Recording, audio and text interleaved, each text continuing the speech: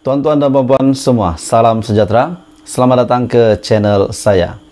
Hari ini saya akan kongsikan satu info ataupun satu berita yang pasti mengejutkan seluruh perikatan nasional. Tapi sebelum saya meneruskan berita ini, saya ingin meminta kerjasama Anda untuk menekan butang subscribe supaya kamu tidak terlepas info terkini daripada channel ini dan juga perkembangan politik di Malaysia. Tuan-tuan dan puan, hari ini saya nak sampaikan dengan kamu. Sebenarnya, ramai yang ingin meninggalkan Perikatan Nasional. Setelah saya baca berita ini, saya agak keliru dan saya tertanya-tanya, benarkah ramai yang ingin meninggalkan Perikatan Nasional? Hari ini daripada Malaysia kini, satu berita yang pasti mengejutkan Muhyiddin Yassin. Tanpa akta, ramai MP Perikatan Nasional akan lompat parti. Kenyataan daripada Puad. Ahli Majlis Tertinggi UMNO, Puad Zarkashi, mengingatkan Ketua Penerangan Perikatan Nasional, Wan Saiful Wan Jan, bahawa akta lompat parti telah menyelamatkan pemimpin parti itu daripada melompat parti. Puad berkata demikian bagi menjawab kenyataan Wan Saiful yang mengatakan Perikatan Nasional memilih untuk menjadi pembangkang kerana mempertahankan prinsip.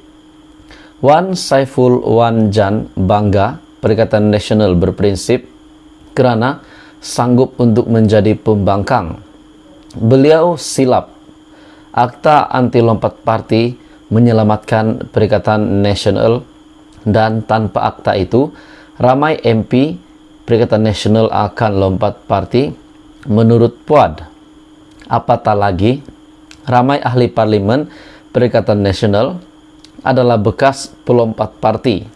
Sepatutnya Perikatan Nasional berterima kasih kepada Barisan Nasional.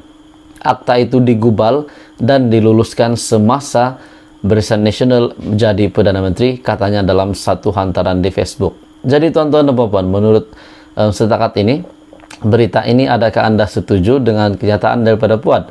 Sekiranya tidak digubal undang-undang itu berkenaan dengan akta lompat parti, adakah menurut apa yang Puad katakan ini benar akan berlaku?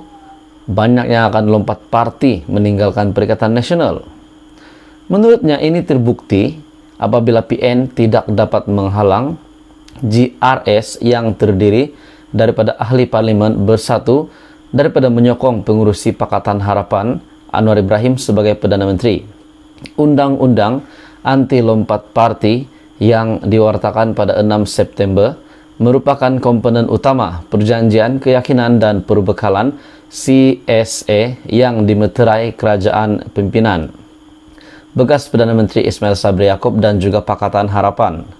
Sementara itu, Puad berkata penyertaan Barisan Nasional dalam kerajaan perpaduan adalah berasaskan trust ataupun kepercayaan. Sebaliknya, beliau juga mendakwa pengurusi Perikatan Nasional Muhyiddin Yassin menerima sokongan BN dalam kerajaan dengan niat untuk membunuh UMNO. Sebab itu Muhyiddin boleh jadi Perdana Menteri 17 bulan sahaja. Silap sendiri. Scheme of things gagal, tiada berkat tambahnya.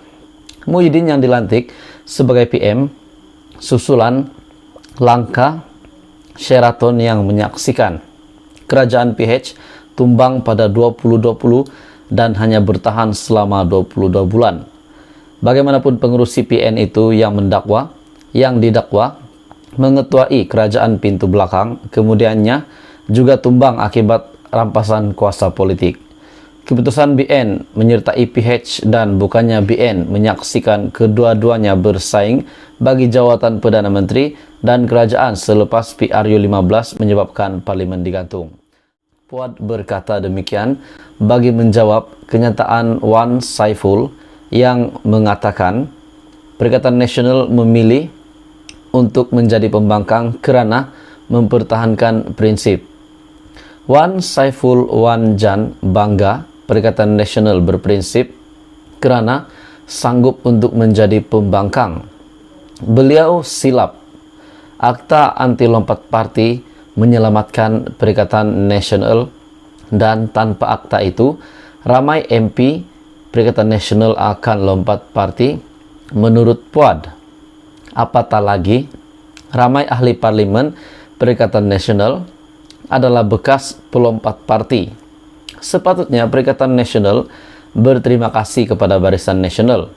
Akta itu digubal dan diluluskan semasa Barisan Nasional menjadi Perdana Menteri, katanya dalam satu hantaran di Facebook. Jadi tuan-tuan dan puan-puan, menurut setakat ini, berita ini, adakah Anda setuju dengan kenyataan daripada Puad?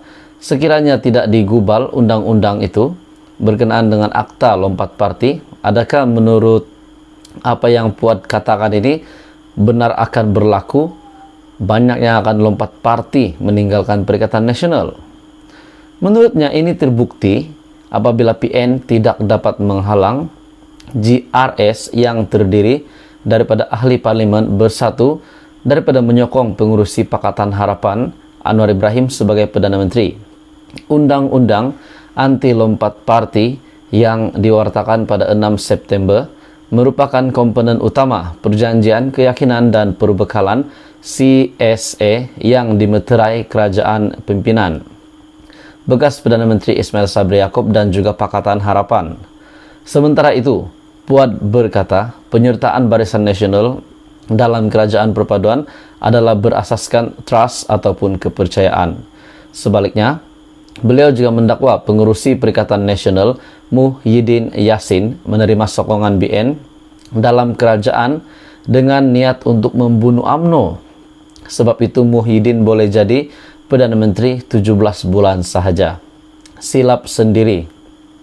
Scheme of things gagal, tiada berkat tambahnya. Muhyiddin yang dilantik sebagai PM susulan langkah Sheraton yang menyaksikan kerajaan PH tumbang pada 2020 dan hanya bertahan selama 22 bulan. Bagaimanapun pengurusi PN itu yang didakwa mengetuai kerajaan pintu belakang, kemudiannya juga tumbang akibat rampasan kuasa politik. Keputusan BN menyertai PH dan bukannya BN menyaksikan kedua-duanya bersaing bagi jawatan Perdana Menteri dan kerajaan selepas PRU 15 menyebabkan parlimen digantung. Walaupun mengalami kemerosotan paling teruk dalam pilihan raya baru-baru ini untuk Barisan Nasional, BN kembali semula menjadi kerajaan dengan 30 kursi parlimen dan memihak kepada Anwar. Jadi tuan-tuan dan puan, berita hari ini, tanpa akta lompat parti, ramai MPPN akan lompat parti menurut Puad Zarkashi. Jadi adakah Anda setuju dengan kenyataan itu? Ataupun bagaimana? Anda mempunyai komen, kamu boleh komen di bawah. Jadi teruskan bersama di dalam channel ini untuk perkembangan politik seterusnya.